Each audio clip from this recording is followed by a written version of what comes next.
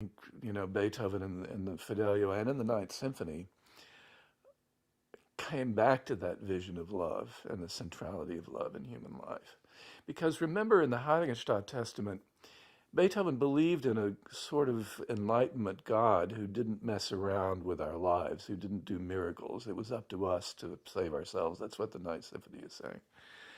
Um, and human love, not the love of God, but the love of each one another to him is what makes the world work the way it should. And that's what Fidelio is about and what's the Ninth Symphony about.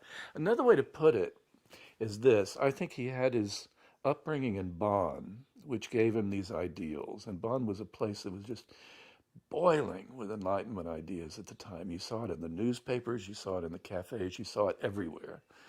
And that I don't think he ever moved off that foundation.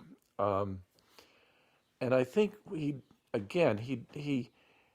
with the Eroica he found a way to put those ideals directly into his music, and I think that kind of train of thought, which doesn't encompass a lot of his music at all.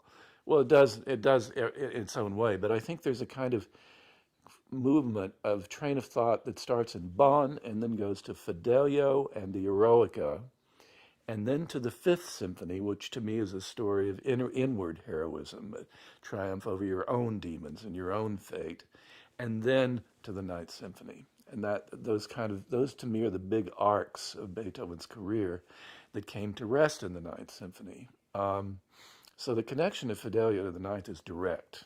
They're on the same train of thought. And it happens to be a train of thought that is very important in human societies, I think it always will be, and was a new idea in Beethoven's lifetime. Happiness, joy, and an end to inherited tyranny of all kinds.